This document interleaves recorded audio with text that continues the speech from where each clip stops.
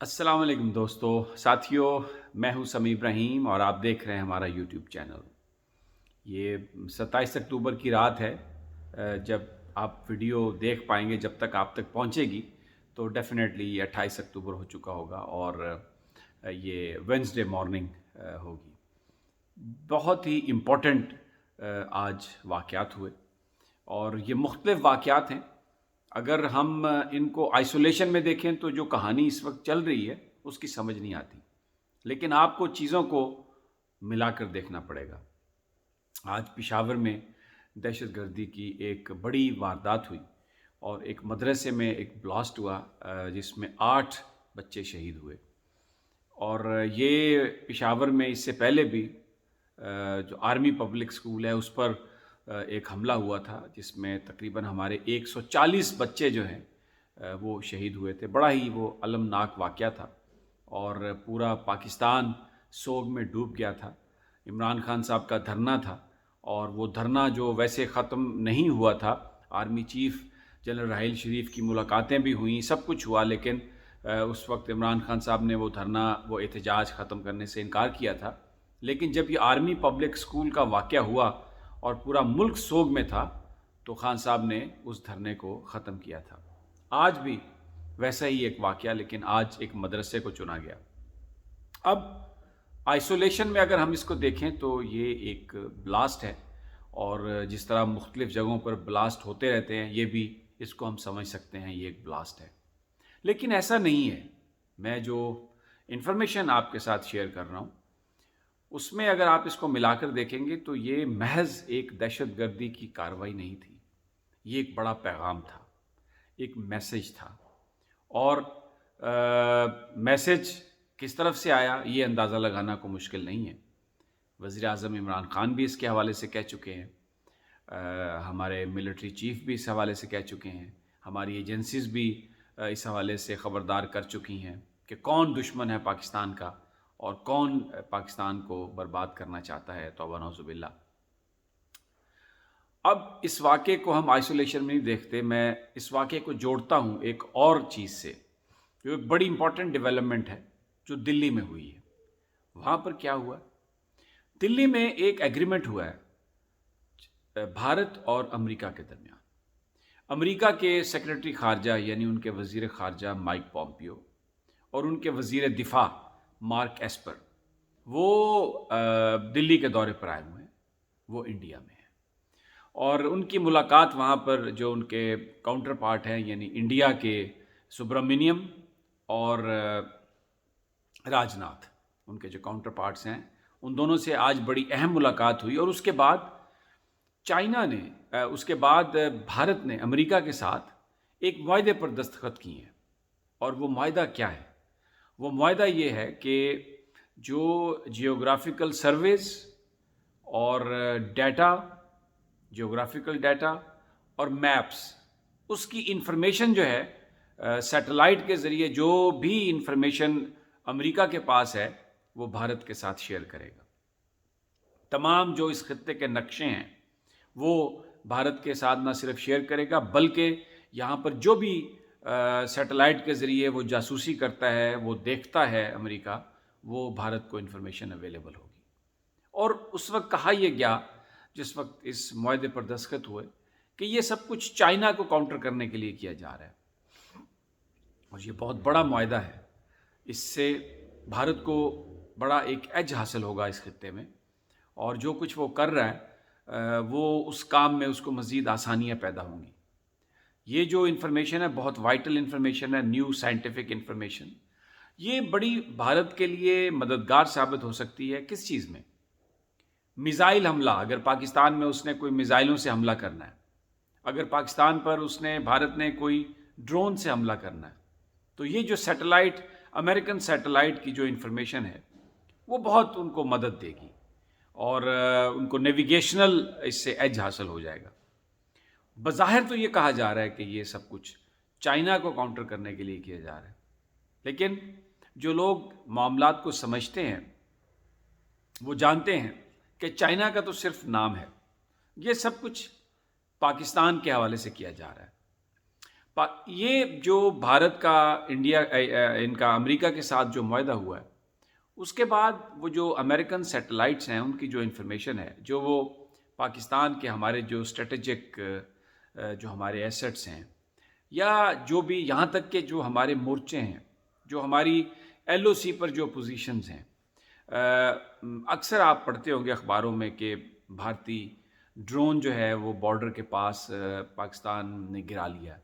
کیونکہ وہ ڈرون کیا کرنے آتا ہے؟ اس ڈرون میں کیمرے لگے ہوتے ہیں، وہ پاکستانی جو ہماری یہ فوج ہے اس کے جو بارڈر ہیں، ان کی جو موومنٹ ہے، ان کی جو سپلائی لائنز جہاں سے آتی ہیں، وہ اس کی تصویریں بنانے کے لیے، اس کی جاسوسی بنانے کے لیے وہ ڈرون آتے ہیں، اور ان تصویروں کو سٹور کیا جاتا ہے وہاں پر، اور پھر اس لیے سٹور کیا جاتا ہے کہ اگر جنگ ہو اور بھارت نے اگر حملہ کرنا ہو تو وہ اس کو یہ پتہ ہو کہ سپلائی لائنز کہاں پر ہیں پاکستان کی، اور وہاں پر ان نشانوں پر حملہ کیا جائے۔ تو اب جو امریکی سیٹلائٹ ہیں اس کے ذریعے بہت ہی سوفسٹیکیٹڈ وہ سیٹلائٹس ہیں، اور وہ جو ساری انفارمیشن جو وہ اکٹھی کریں گے وہ بھارت کو اویلیبل ہوگی، جس سے ہماری جو ٹیریٹری میں جو ہماری موومنٹس ہیں وہ ساری کی ساری اب بھارت کے پاس ہو جائیں گی۔ تو میں اس کو جوڑ یہ رہا ہوں کہ آج وہاں پر وہ معاہدہ ہو رہا ہے، اور بالکل اسی وقت چنا گیا پشاور کو ایک دھماکے کے ذریعے بچوں کو 8 بچوں کو شہید کیا گیا، اور ایک مدرسے میں یہ سب کچھ ہوا، اور پشاور چنا گیا جہاں پر اس سے پہلے اے پی ایس ہو چکا تھا۔ تو آج کے دن جب بھارت نے امریکہ کے ساتھ یہ معاہدہ کیا ہے سیٹلائٹ انفارمیشن کا، میپ انفارمیشن کا، جو پاکستان پر ڈرون کے حملوں اور میزائل کے حملوں کے لیے بہت مددگار ان کو ہوگا، اسی دن پشاور میں حملہ کر کے ایک بڑا اسٹرانگ میسج بھارت نے دیا پاکستان کو۔ کیونکہ اس سے پہلے یہ خبر میں آپ کو دے چکا ہوں کہ نریندر مودی نے اپنے ساتھیوں سے یہ بات کہی ہے کہ انہوں نے طے کر لیا ہے کہ کون سی تاریخ پر انہوں نے بھارت نے پاکستان کے ساتھ جنگ کھولنی ہے، اور کب انہوں نے چائنا کے ساتھ مزید محاذ آرائی میں جانا ہے۔ اور میں یہ آپ کو بتا چکا ہوں کہ اتر پردیش جو بھارت کی ایک صوبہ ہے، اس کے جو جی پی کے ہیڈ ہیں ستوندر دیو سنگھ، انہوں نے یہ بات کہی، اپنے قریبی دوستوں کو بتائی، اپنی پارٹی کے اجلاس میں بتائی، اور اس کے بعد پھر بھارتی میڈیا نے اس بات کو دبانے کی کوشش کرتے ہوئے یہ کہا کہ وہ صرف اپنے ساتھیوں کی ہمت بڑھا رہے تھے، لیکن یہ صرف معاملہ یہاں تک نہیں تھا، یہ بالکل ایک جو منصوبہ بندی ہے اس کا حصہ تھا، اور وہ اپنے ساتھیوں کو اس حوالے سے اعتماد میں لے رہے تھے۔ تو آج کا دن اس لحاظ سے بڑا سنگین دن کہ ایک بڑا میسج دینے کی کوشش کی ہے بھارت نے۔ تو اب ڈیفینیٹلی پاکستان کی وزارت خارجہ نے اس پر کیا ہے تبصرہ، انہوں نے کہا کہ ہم یہ دیکھ رہے ہیں بھارت نہ صرف اس طرح کے معاہدے کر رہا ہے بلکہ اس کے ساتھ ساتھ وہ علاقے میں بہت سارا اسلحہ بھی اپنے ملک کے لیے اکٹھا کر کے تو خطے میں ایک سنگین صورتحال پیدا کر رہا ہے۔ اب ہمارے پاس کیا چوائس ہے؟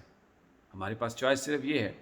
کہ ہم چائنا کے ساتھ جائیں، اور یہ جو ایک ایول ایکسس ہے بھارت کا امریکہ کے ساتھ، اس کا ہم مقابلہ کریں۔ کیونکہ بھارت نے کیا کیا ہے کہ ابھی جو کوارڈ کی جو ایکسرسائزز ہو رہی ہیں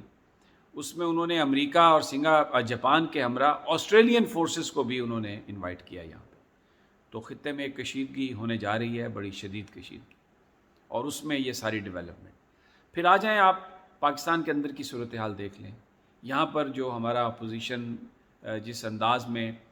پاکستان کی اسٹیبلشمنٹ پر دباؤ ڈال رہی ہے، اور یہاں پر وہ یہ کہہ رہی ہے کہ جی